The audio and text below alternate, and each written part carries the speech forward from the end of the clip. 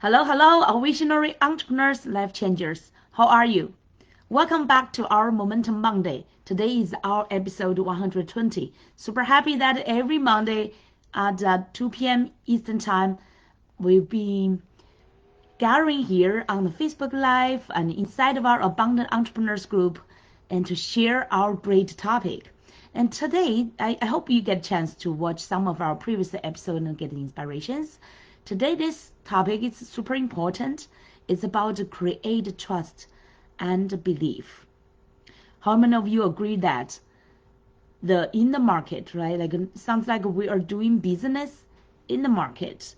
It's actually doesn't matter whatever products or services you provide. The super important foundation for our business, especially for our visionary entrepreneurs and life changers. We are coaches, authors, speakers, and we are like experts. What we provide based on our knowledge, based on our gifts, based on what we are blessed with, and especially based on our purpose and passion here, right? We are contributing, and what is super important is really the trust and belief from our audience, from our clients in what we are doing and in who we are, right? So it's super important today we talk about build or create. Actually, build is like really long term. But here is super important is like this kind of a momentum. We're talking about a momentum is like a create the trust and the belief. So let's share first. That's a question I want to ask you. The first is what was your big transformational event in your life or business? And later we will share with you. Let's share with this kind of stories, right? With our big aha, big transformation. And then we will share why this is super important for our market. And today, let me share first about my personal experience, right? I hope and later I could hear you share yours. You can feel free to, comment under our video. And I also either in like a brief one, I could really get that. But also I would encourage you to write in more like details, right? It's right, really get to connect to how you were feeling in that through that transformation. Okay, so here let me try mine. I have tools when I record my transformational experience, and it's really I want to share with you two big events that were like super meaningful in my career, during my career, in my life as well. But it's like through my journey related to coaching. Of course, there were quite some great aha moments or great life's big events or turning points before that. But these two most recent, one not so recent, but it's like through my 14 years of coaching. My 14 years of coaching, okay, since the beginning, 2009 till now, it's 2023, right? 14 years. These two big events generated the biggest impact to me and also indirectly contributed to my audience, my people here, right? So I still remember 2009. In 2009, if many of you like in the US, maybe you can still remember, that's the last financial crisis. It sounds like a big environment, and during that time, I was still like at the beginning, at the end of 2008, that's already started the financial crisis. Everybody, at least the majority of people, right, in the North America, it really felt that kind of impact. And many international countries also feel that impact because it's like a worldwide. Really, that's kind of a crisis generated a worldwide impact. And I was at the beginning, even at the beginning of 2009, I was still like working in the Fortune 100 company. And since that time, I had already worked totally over 13 years in corporate world. Since the beginning work, my first work in the national bank in China, one of the biggest bank, very famous bank in China, in the headquarters for the networking thing. It's like more technical thing. And that's my first job after I graduated with a computer science background. And then through that years, 13 years, I had different positions, different companies in the corporate world. Like majority of them are great, big international companies, and different functions, very interesting. Right? I explored from operations, many transitions in my career since the beginning from the technical background, technical position, right? And then I went to explore, for example, the operations and accountant management, professional training, and then it's like a strategic consulting system because I went into executive MBA study, and then my eye like even expanded more. I started to explore different, more challenging, for example, like a strategic and management consultant kind of position, and then till I 19 years ago, I immigrated to the U.S. after I graduated from an executive MBA, and then I got my first job in the downtown Manhattan, just next to the Wall Street, working for the Fortune 100 company in the headquarters.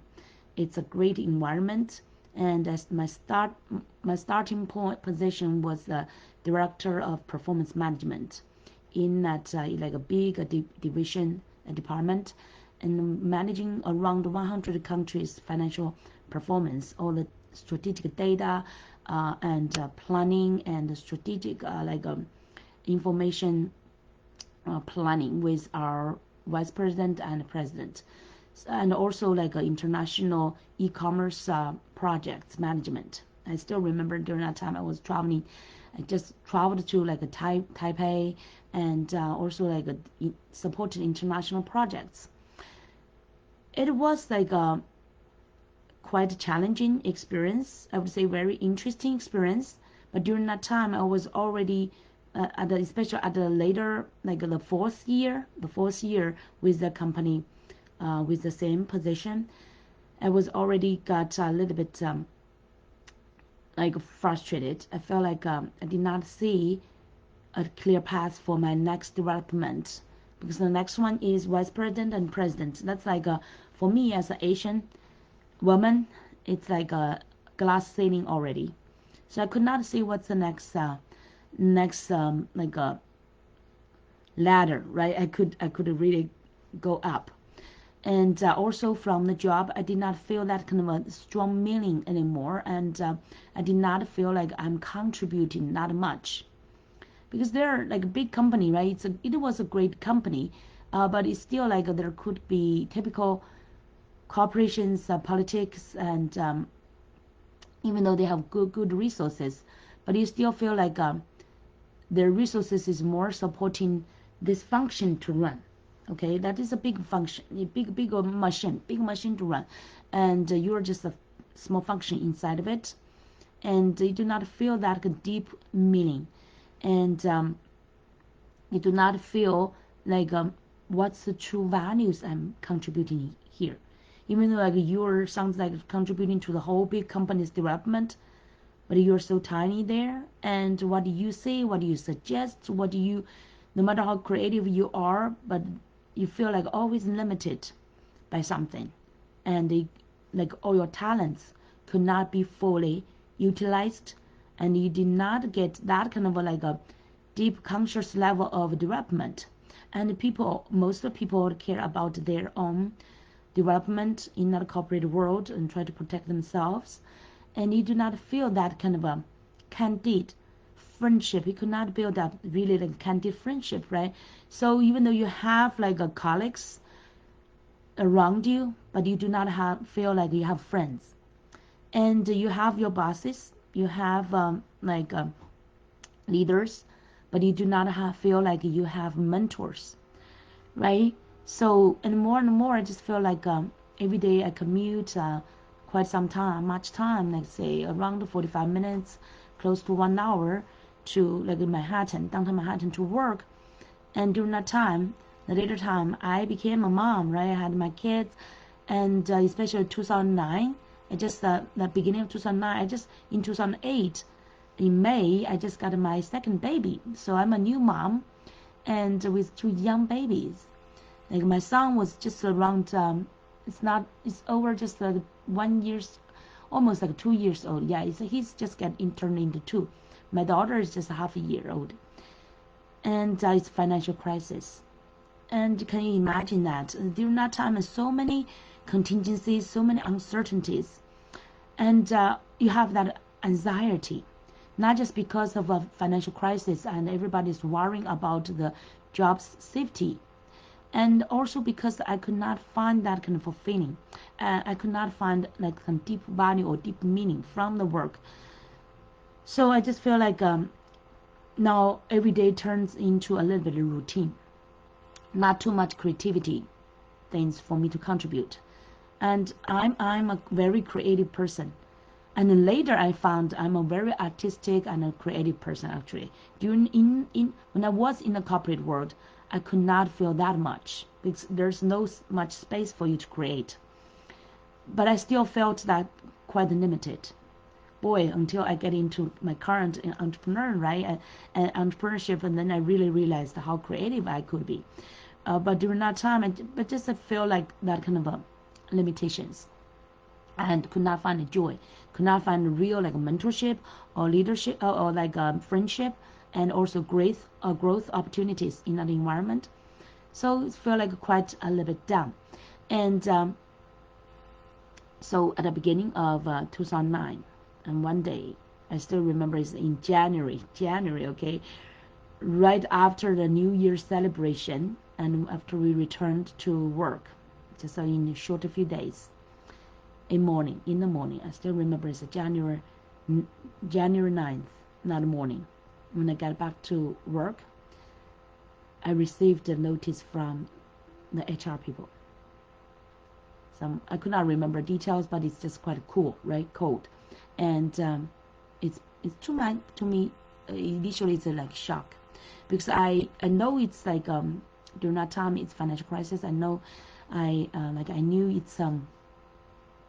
it could be impacting us, but I did not expect it to impact me immediately, because I was performance director, and I was given a great performance appraisal by our vice president and whip president. I thought they are satisfied with my work, but I don't know, maybe some hidden reasons, right? But anyway, then let me go. And I don't want to guess any other reasons, right? There are quite some IT people were laid off, and I was the performance director, and I was a new mom, and I was already there over 4 years. My payment was not low, okay? My payment was over like 6 figures. So whatever reason, I got a notice, and quite some colleagues were also in that notice, and everybody's so like the air, you can feel that air was like frozen, and it's like so. That moment is just like you're like in a court, like somebody judged you, somebody like made that fate for you. It sounds like somebody's deciding that fate for you. That kind of a feeling. Initially, I was in a shock, but quickly, I feel like a relief inside myself. Okay, a quick secret joy inside myself. I really felt a relief. So finally some change, but I don't know what is will be change. Right? Still like a pity. Lost the job, you lost the paycheck, you lost this company connection, you lost the like a potential growth or whatever, and this environment and people, even though not deep friendship, but it's still like good colleagues, and they are quite competitive, high level people. So I felt like quite a very quick time, short, like a loss, that kind of loss. But I observed some other colleagues who, laid off. They were even heavier. My God, so gloomy. Looks like their face is like blue. It's dark and blue. And especially the IT guys who may be the bread earner at home, right? They have kids and have a wife to support. It's like the end of the world to them. It's very heavy. I could see that. I can feel like it's so heavy. And I looked sad frustrated, very down spirit. And I feel like a little bit guilty because I had that secret joy inside myself. And during that time, I do not immediately need to worry about money. At least the kid's dad is still, he's an entrepreneur already. He's a lawyer, and he's starting to make money. He's a young lawyer, starting to make some money. So at least we have some hope there. And even though I feel a pity, I have to notice him that, right? I was concerned, how should I notice him? But at that time, I cared more about my colleagues, those one who lost job as well, felt so heavy, so frustrated. So when we were sitting in that big conference room and waiting for the HR people, and nobody was speaking, everybody's just sitting in their seat, fully immersed into their sadness and heaviness. I was the first one to break the ice. I was trying to make some jokes. I feel like I had that kind of a, so okay, it's not a big deal. We can still have some other opportunities, right? Try to just like to release that kind of a atmosphere, because in that air it's just like, oh, so heavy, can feel like lead. But they were not. I was like joking and smiling, right? Pretend to smile, even though I was so uncertain what's my next step, and I was not sure about the future at all, right? But I just tried to relieve everybody, and they just like, so they could barely respond or like no mention about the smile, right? So I followed everything quickly, just like a layoff. It's like very quickly went through, and we greeted to each other and blessed each other and get out of the corporate building, big building, and then you are on you were on yourself, totally on yourself. And I went to the Pier 17 nearby, and that was my favorite spot. Normally, whenever I feel like a little bit like down, I went there because it's a pier, it's a deck, and it's full of tourists every day, and it can always cheer me up. And especially because it's outdoor, it's facing the Hudson River, and you could also watch. There's a deck, wood deck, and with all those benches, like it's like just like by the sea, right? And you could lie down on a bench and also look at Brooklyn Bridge, and further away Manhattan Bridge, and look at the river, and look at another side is Brooklyn. So I got there, called the kid's dad, told him this news, and after that I got into my self-reflection. Then what should I do? And I just found initially it was quite heavy. I also felt heavy, felt a pity, felt a little bit like unfairness, and why it's me, and also quickly reviewed like all this 13 years of corporate experience, and what I've already tried, contributed, but like eventually somebody else decided your fate, right, and then let you go. And I just feel like it's very unfair, and it's really out of your control, and it's very unpleasant, really unpleasant. But still inside myself, I said, this is finally some opportunity for me, maybe to really think what is true meaningful for my career. And since that day, January 9th, I started a 6 month of self-discovery quest. The first time in my life, that kind of a so conscious quest. Previously, I was always like trying to find answers, but I were on that track already, like to be a great student, to be a great author. Paula, how are you? Daniel, how are you? Thank you. And so I had been on that track.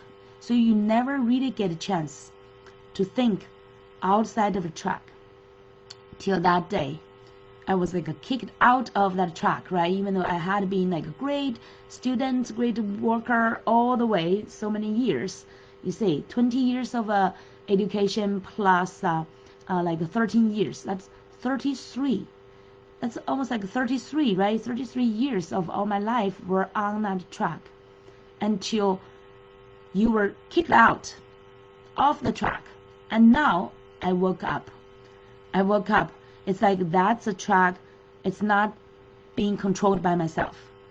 You thought you could control. You thought you could study hard to be a good student. You could work hard to be a good worker. But eventually your life, your fate was not in your hands. Okay, you could be kicked out anytime.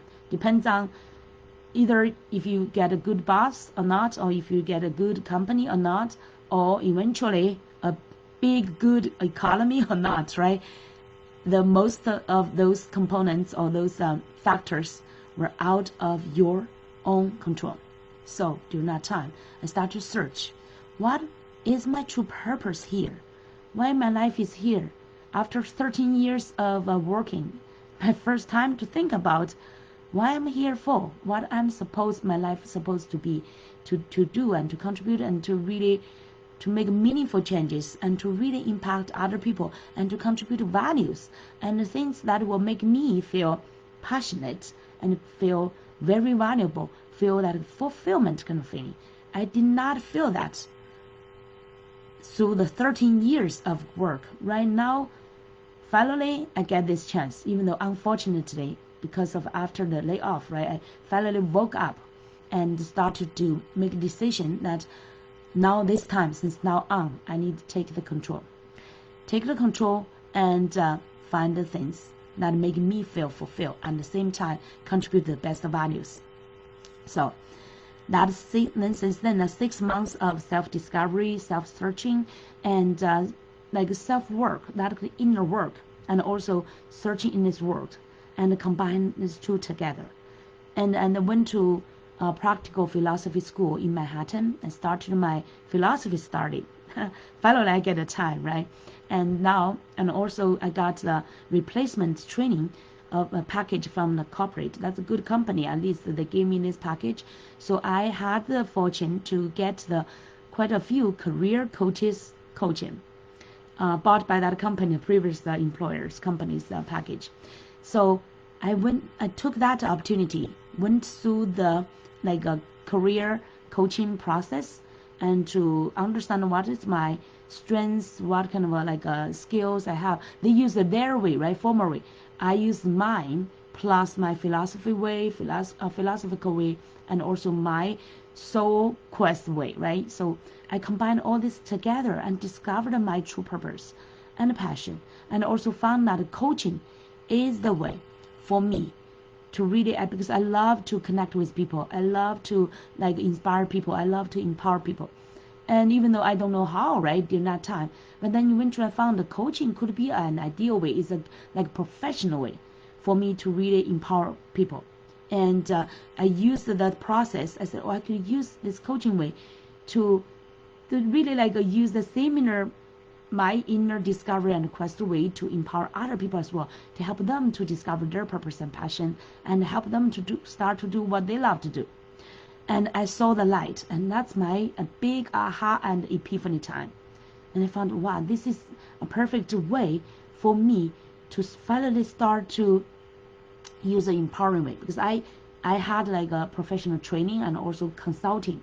I know what's the difference now, and through coaching, I feel like the coaching, you can really empower people, not just teaching to transfer knowledge, not just teaching to inspire, right? But it's really using the coaching to empower other people, help them to find out their own answers. Instead of a consulting, you provide answers, right? So, and after I differentiate that kind of the difference, the really new unique power of coaching, I started to believe that that's my starting time. I said, okay, this is a way I want to use for my rest of my life to do my work and to contribute the best value and make it most meaningful to myself and to other people. And then I started to go to a New York University. I did also all this kind of research, decided to go to New York University to get my professional certificate on coaching. And then after that, I started I called the Spring Magic Life Society, my coaching practice, entrepreneurship myself. And since then, never looked back. And every day since then is purposeful. every day is passionate, every day is meaningful to me and to the people I'm helping. And so that's the big transformation, the first one in my career. Even though the previous leader has some small ones, right? But this one is really a big difference. It made a big difference. It's like a bridged me from corporate world and finally get into the entrepreneurship and also the like how do you say that, self-fulfillment and also fulfilling other people's journey. This is a greatest since then I started to feel like my career is conscious. Previously it's all like when you were on that track, you did not really align with your purpose and you were not fully conscious. But the coaching entrepreneurship made me totally get into this conscious self-discovery and also helping other people. This is my real career. All right, so that's my first transformation and on my big career. Okay, and then years later I started, when I just started since 2009, I started as a happiness coach because I want to empower other people discover their true purpose of happiness and use their unique way to fulfill their happiness. 5 years later, that is 2014, I came to the US in 2004. Let's see, when was that? Yeah, 2004. Oh, hold on. Yeah, that's 2004. Gosh, it's like a long time, right? Almost 20 years. 2004, I came to the US, not for the American dream. I came to the US for love because I had my lover I met in the college time when we were like only 20 years old. And then he came back to the US. His whole family immigrated to the US. And I already fell into love to him before he returned, right? So since then I decided that I want to come to the US for the love, to fulfill this love. From that time to when I really came to the US, that's more than, let's say, that's 1994 to 2004. That's totally 10 years journey.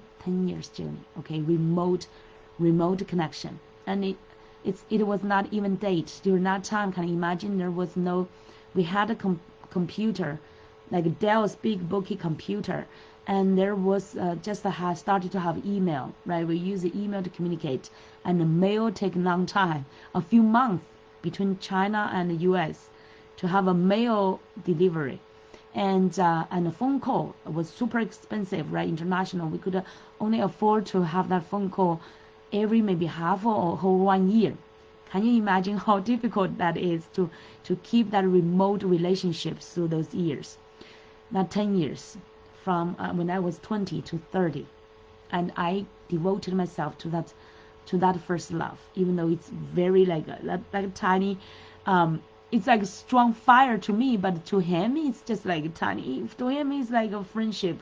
He took it as a friendship, and so it's so uncertain, but I devoted to it until I eventually came to the US, and we gathered together, then started like dating, and eventually getting married, thank God. But because of those like 10 years of remote, right, and we only got together 2 years, so it's not really deep understanding of each other. Majority time it's really more about imagination, illustration. It's just like a feeling, that kind of feeling, right? It's like that young age is really immature, I would say.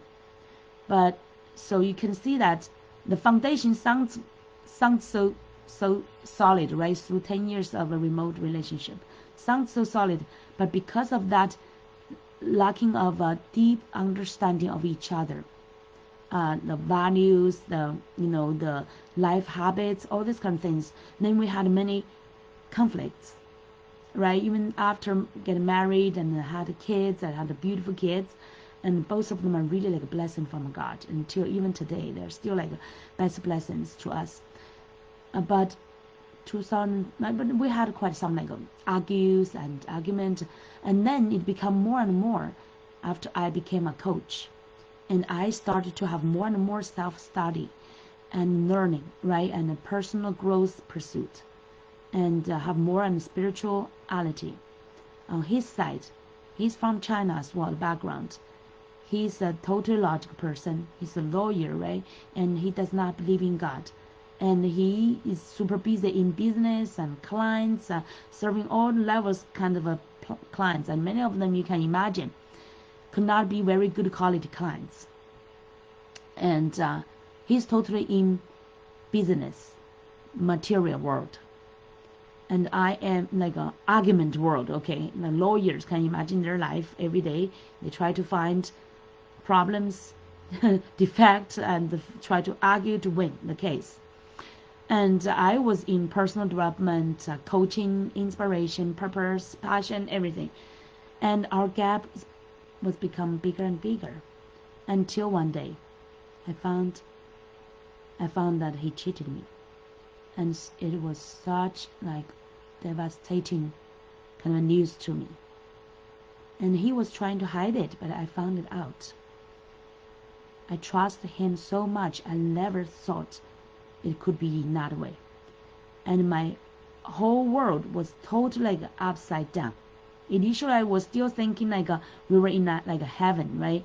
It's still like at least I married my most loved person, my first love.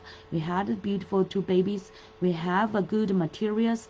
We have like we moved to Orlando in Windermere, like Tiger Woods community, beautiful environment. And majority other people are retired people, and we were the only youngest couple with 2 little kids living in that kind of environment. One side is we have our like a lake deck, and another we have our swimming pool. Another side is golf course.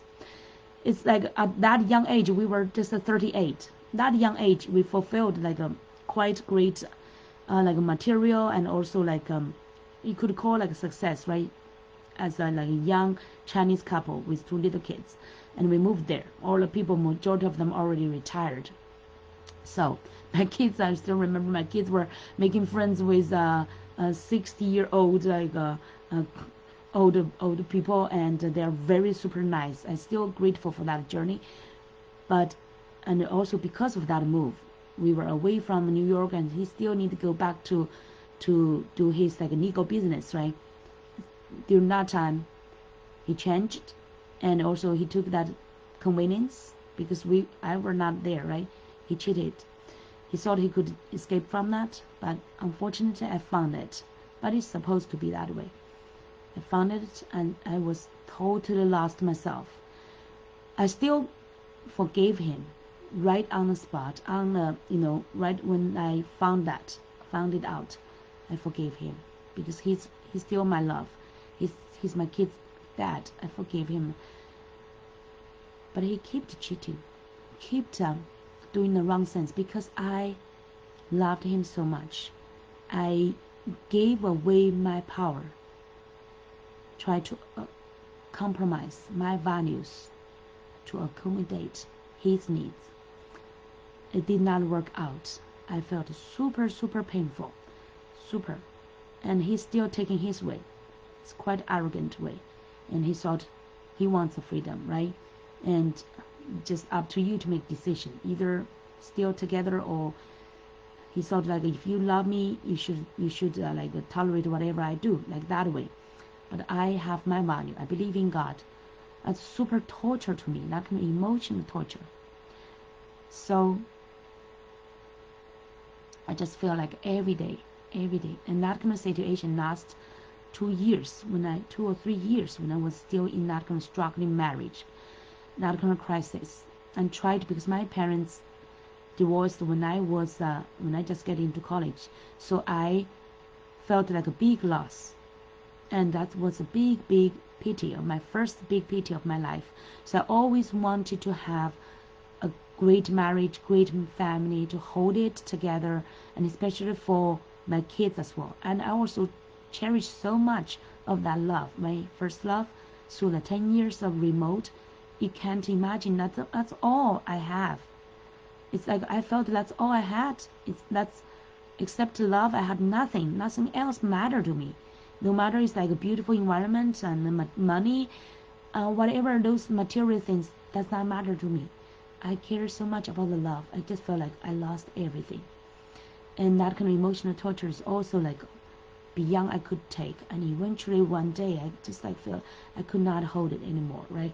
I decided to move back to US because majority of the time he's staying in the US. I moved back to US. I asked the agent to handle our house selling. I did not bring much, just clothes, and moved into my in-laws place to temporary like shelter for me and the kids to try to hold the family together.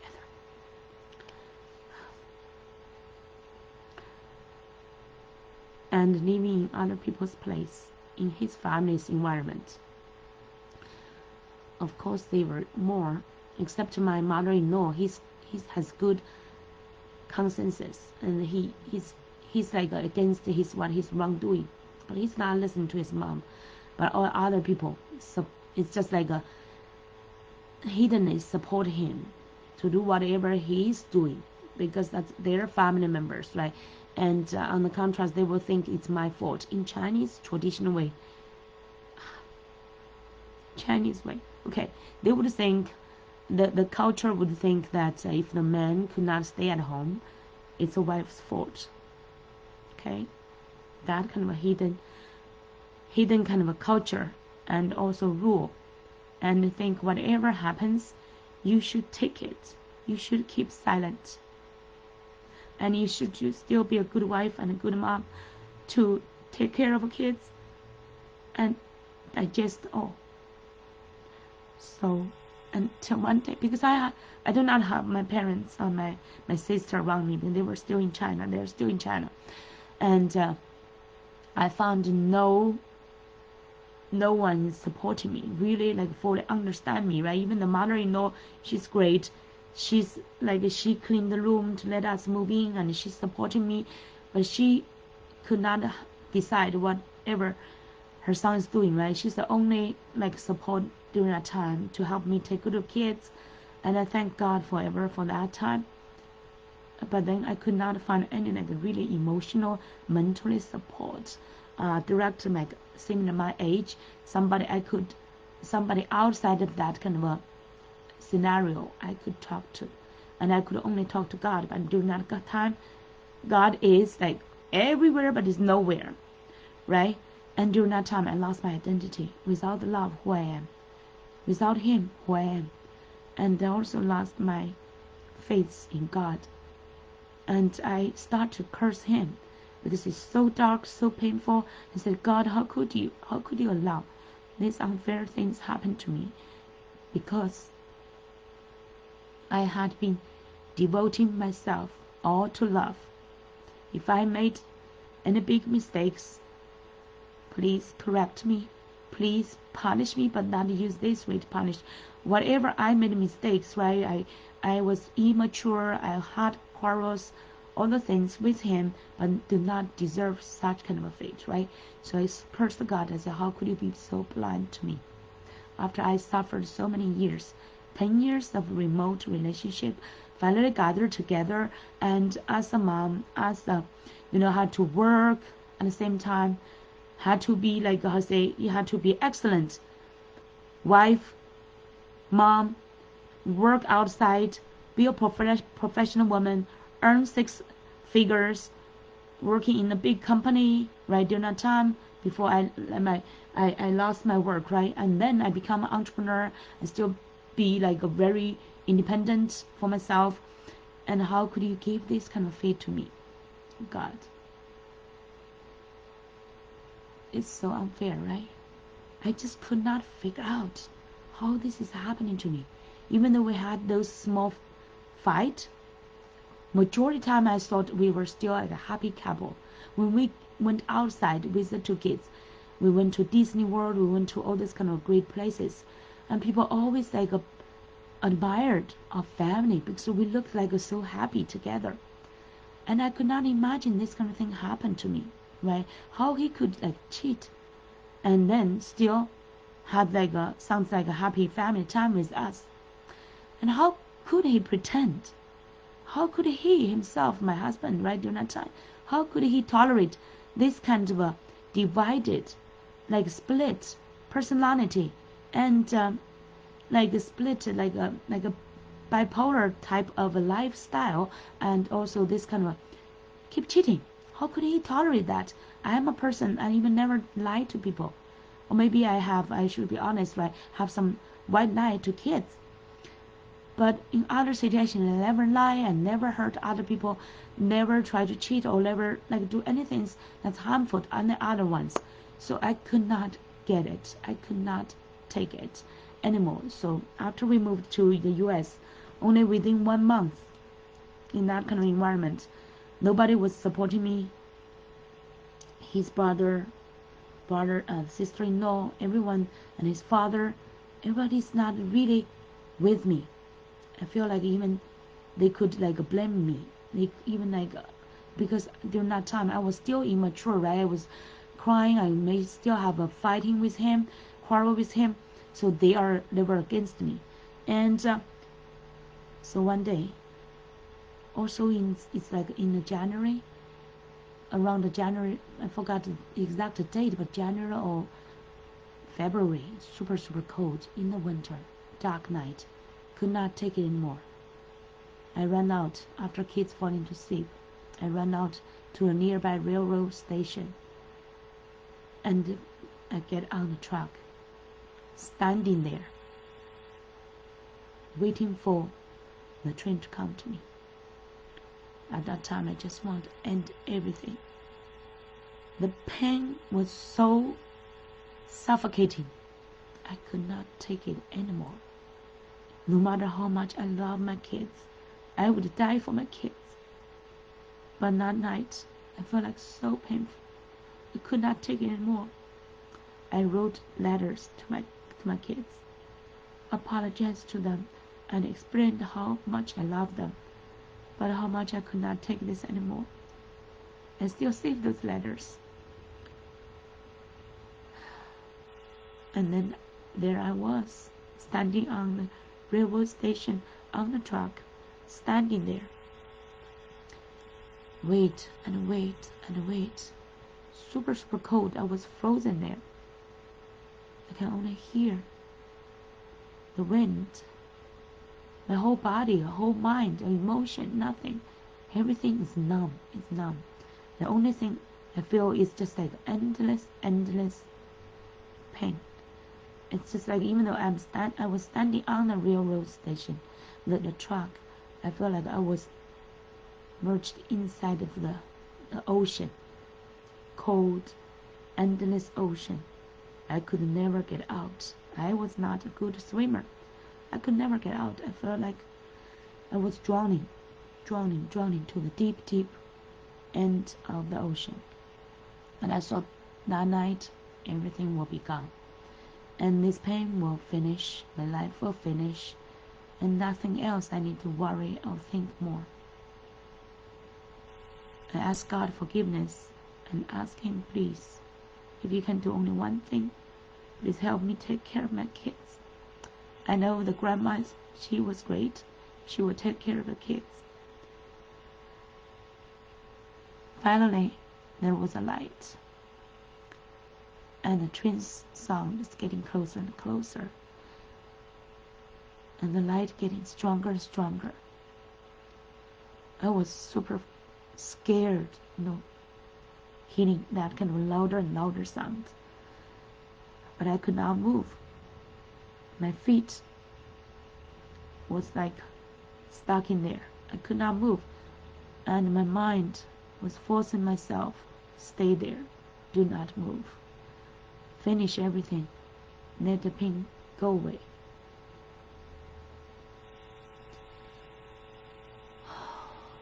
And then I close my eyes. Think that's it. The end of everything. End of everything.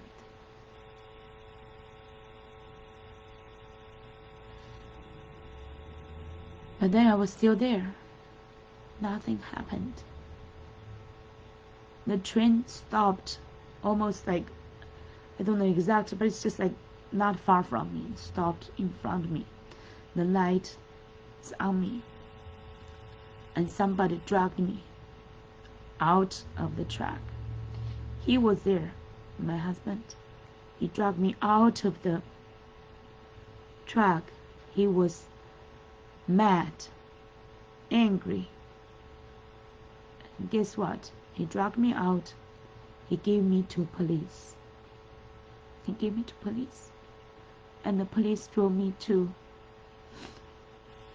Fortunately, together he was sitting with me in that police car. Sent me to the nearby Long Island hospital. Somewhere for maybe those mental problem people. And I got immediately woke up when they are sending me to that place, a mental place. They thought me I'm crazy.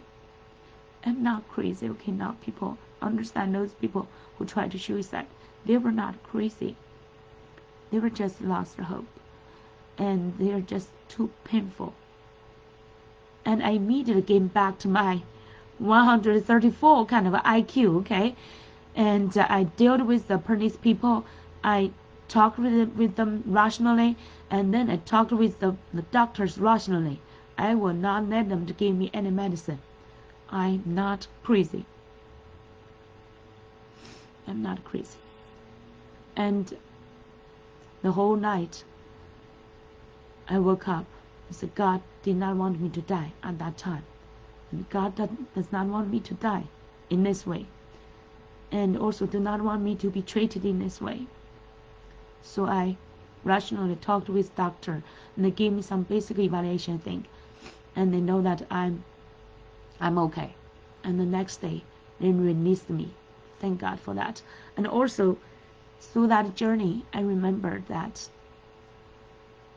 God is not disappeared. God is not blind. He's still there with me. And my life is not supposed to end that time, to end there that night on the railway track. My life, and I just woke up to remember I have a purpose. My life, I have a purpose. I'm a smart person. I have a big purpose. And my life is not there just for that one man. My life is there for my kids. And not just for my family, but for many, many other people there. People who maybe feel desperate. People who feel so lonely. People feel so painful. People feel like they're out of hope.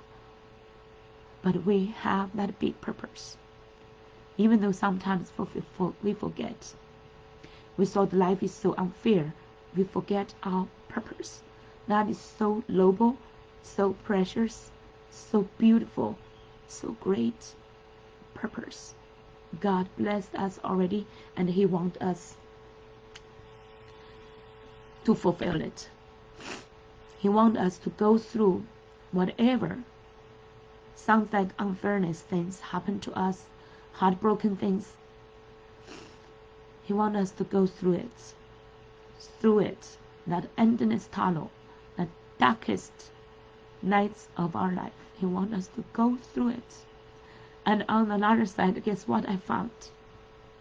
Later I call it, I fall into, initially I thought I fell into hell. Initially I thought I left my heaven, I went to hell. Eventually, I used a different word. I changed the story. I fell into abundance. Because during those endless nights of darkness and pains, and after I resurrected through that journey, I realized what is abundance. Initially I thought our purpose is happiness, right? Happiness. But during that time, I had no happiness at all. I could not smile. Every day, when I'm even like peacefully or even smile to other people, inside my heart, I was bleeding. I was not happy. I could not even find that joy. But I was resilient. I woke up to reconnect with my purpose. Woke up with my identity. And this time I claimed higher level of identity. I was not just a happiness coach. I claimed myself to be the abundance thought leadership coach. And even though later like one of the mentors I had, right? She did not agree. Oh, this is like you're not a thought leader yet. The thought leader will be like Oprah Winfrey or like Tony Robbins or like those one, right? I did not change my title. I did not change it because I believe I deserve it. Because I believe that's my true identity. Because I believe God gave to me. I do not need another person to give me permits to claim my true identity. I will not allow any other ones to steal my identity. It's like my ex-husband, my kid's dad, right? He broke my identity. But I will not allow that. Nobody else could take my identity. He's just doing whatever he thinks right. It's good for himself, for his own benefits.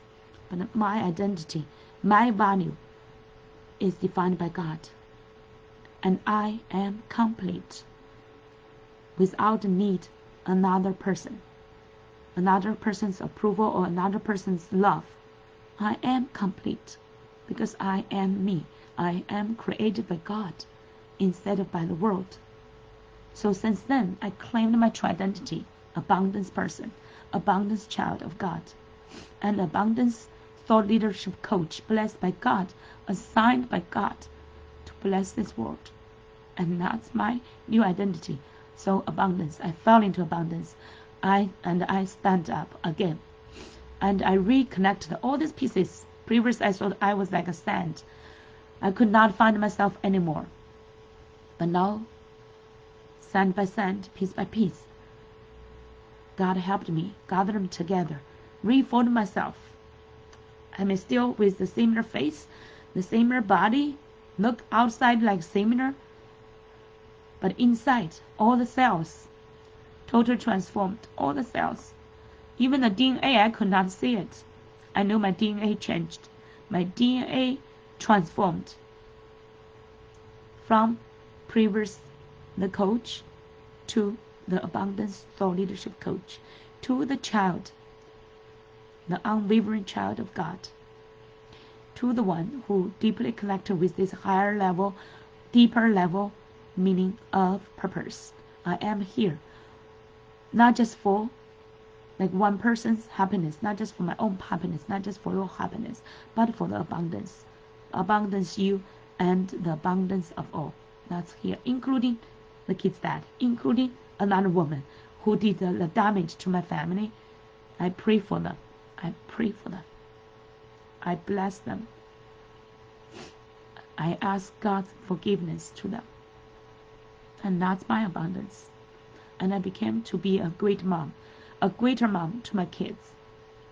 I shared later my journey when my kids grew up to be like teenagers. Later I shared with them. I said sorry to them. My suicide, my story, I shared with them. Honestly, really asked for their forgiveness. And I used that story to teach my kids as well how to become that resilient and abundant person. And since then, how many years? Now it's like from 2014 to now, almost 7-8 years, 8 9 years. I've been using my story. I had another great speaker mentor. He challenged me. This was my super dark journey, right? Dark, the most painful journey. He encouraged me. He challenged me to share it to this world.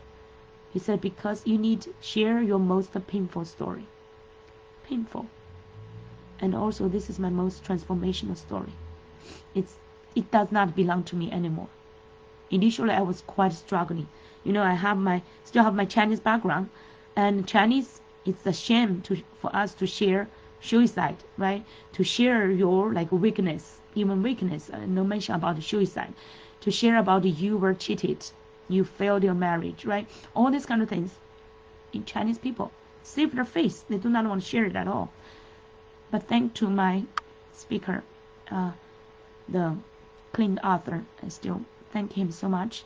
He encouraged me to share it, and even challenged me, right? And of course, I paid him big money, but also a great investment to myself, and to take his challenge attend those live events, to go to NASDAQ, go to Harvard Club of Boston, to share my most painful story. He taught me how to share, and also, but it's especially important is really share with your true self. He may taught me how to use those dramatic ways to share it within a few minutes, right? To really touch people's hearts. But through the years, I also learned my own way. And now I'm still like using my own way to share, to really, to be transparent. Like the water, just like a spring water. Be transparent. That's who I am. That's who I am. And I thank God blessed me to really share this darkness of my life, really the darkness of the soul, with the world, because now this is a gift. The gift, it happened. Initially, I saw this happen to me. Unfair curse. And now it's happened for me. And I become me, the independent person, and discovered the complete version of myself. And since then, I will never get lost anymore. I am complete. I am spring. The name I got from Bible, spring water of life. That's the eternal water from God, blessed back to this world to save this world. And that saved me, and I'm now using it to save others. And this story does not belong to me anymore, because even my life does not belong to myself anymore. It's created by God for a great purpose, to bless other people. And that's my purpose, to bless other people in any way I could, including share my stories, including to coach people, including share just free, right? Free resources, free inspirations. Every day I've been doing so much free work, and I don't care how much I get paid, because I'm working for God, and He pays me. He pays me. And after I get into this abundance, since then, never looked back. And now my coaching get to the next level. And within it's just like within the summer, I published 2 books, which I tried to like even work with the editor and spend years and never could finish. But after this transformation, after this life's resurrection, I just used them over 1 or 2 months in the summertime, self-published 2 books, and use the one day get my book to be the #1 Amazon best release, new release. And without learning from anybody about these strategies, how to like put it into the best one. I just had some like minds, like masterminding and get some ideas, and I immediately get into implementation. And at majority of the time I prayed to God. I said, God, please help me. And He's the only supporting during that time to help me through that journey. And I published, get to #1 release, and also get my speaking award to be the inspirational speaker, and on the NASDAQ, on the Harvard Club of Boston, the both big events. And also my big picture got highlighted on the Jumbotron, the NASDAQ's Jumbotron at Times Square. And that's the beautiful picture I took. And that's a proof. That's like a screen, like snapshot, right, of that historic time of my transformation. Even during that time, my heart was still bleeding, super painful, still painful. And because that situation was still my marriage crisis, right, everything's still going on. But I choose to be the person, to be vulnerable to the world, instead of focusing on my own suffering, but use my suffering to help, to contribute to the world. And that's my story. How about you, my friend? I know it's like quite a long time. I use this almost 1 hour to describe my story. And yeah, it's still like a very challenging sometimes to revisit those times, right? But I would feel like it's worth it if it inspires you, if it contributes to you. And that's the story part. But why it's important to your market, Your story should not just belong to you. No matter how dark, how challenging, how painful, it should belong to the world. Because life happened for you.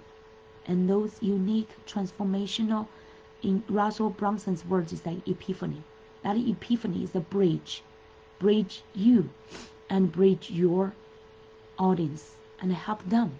Because now what you experienced become the inspiration, become the teaching, become the best example to inspire them, to empower them, to go through that bridge, help them to experience the similar feeling, that they understand how powerful the concept or the meaning you try to convey to them. So, and when you summarize that, what you learn from this journey, right? The person through this journey, who the person you become, that will help other people to go through their own unique, specific darkness and pains. We help each other when we are vulnerable. We share at the most weakest time, most painful time, struggling time. That's the place we can help each other the best.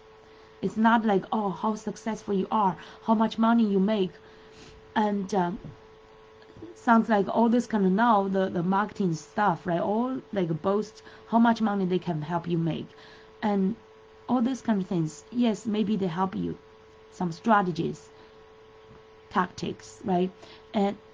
But it's not transforming people's lives. It may be able to help you make some money, or in some situations good money, but it do not transform your lives and do not transform other people's lives, and it's a waste of your purpose. Okay, so that's why here I want to emphasize that. Also, like Russell Brunson mentioned, now the book we are reading, The Expert Secrets, and the Epiphany Bridge, the Candlelight Bridge, and the Heroes to Journeys, and all like Russell are using those words to help us understand what could be like help to create the belief. But here I want to share with you is like building that emotional connection. How super important is that? And to engage people at a heart level. It's not just because you want to get their business, but it's not just because you want to make money, but we are here to transform lives. Money is just a byproduct. That's like a reward from God. I take that reward from God if we really contribute good values to help other people, and then we deserve that money. But here, our purpose here is to transform other people's lives using what we have, including using our vulnerability, using our epiphany, using our life transformations to help transform other people, because that will bring people hope. When you share your vulnerability, you meet them where they are, because majority of people every day we could have different types of challenges, and that's especially when we are feeling challenge, special pains and darkness. That's where we need help. We do not need help when we are all okay, we are powerful, we are energetic, we are like super happy, we are all capable, right?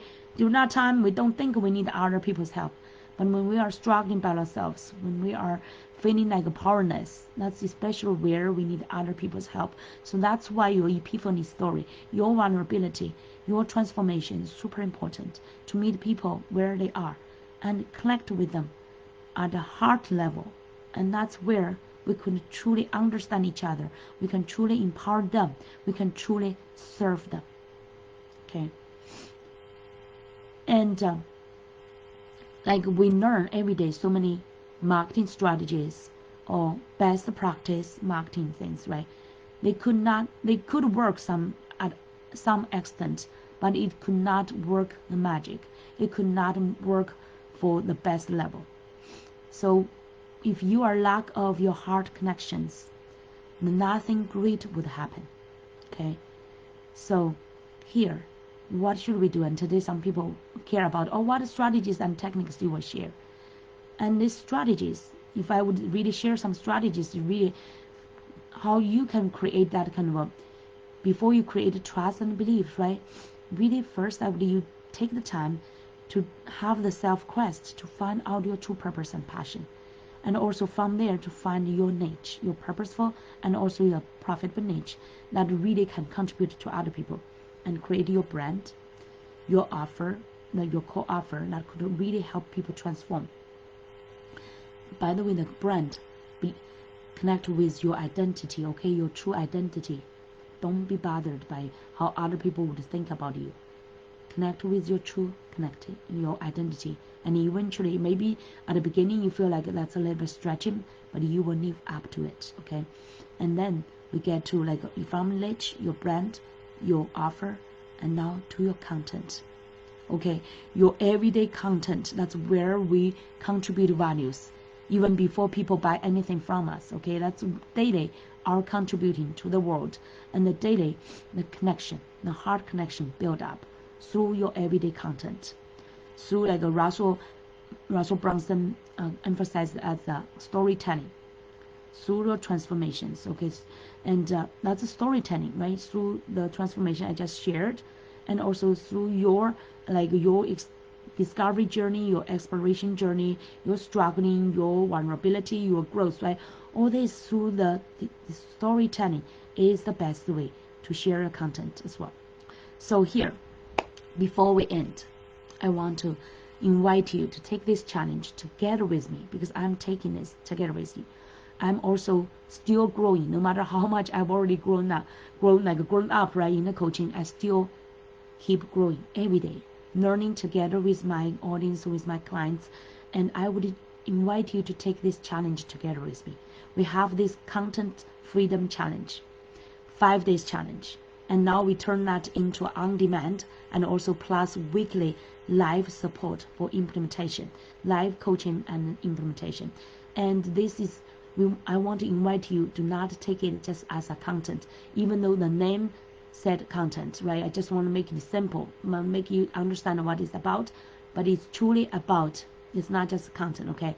It's truly about heart connection and heart contribution, okay? So I would invite you to join with me to take the challenge, not just 5 days, and every day we can take this continuously, the heart connection and life transformative storytelling challenge every day, from little pieces to bigger story, okay? Let's take this challenge together, and we actually I will share under my video right after I finish this video.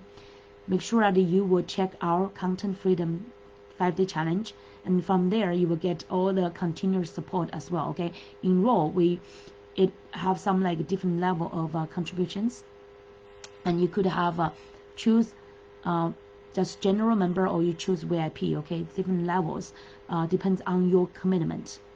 But I would encourage you at least join as a regular member, because don't lose this precious opportunity to invest in yourself, okay? Invest in yourself.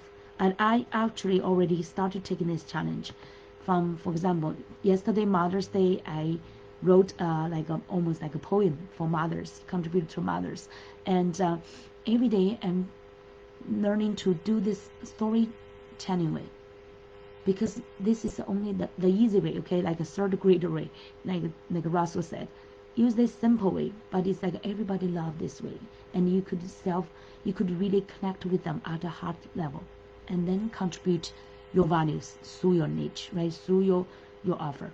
And that's what today I want you to take the action, okay?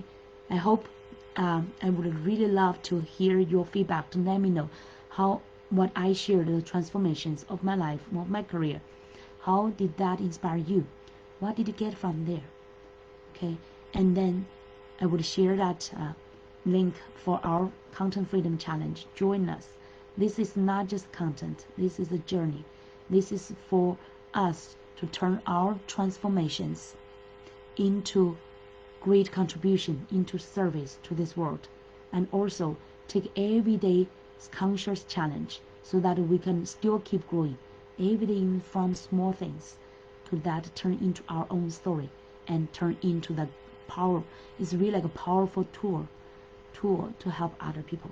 Okay, so let's take this Content Freedom Challenge and Heart Connection Challenge together.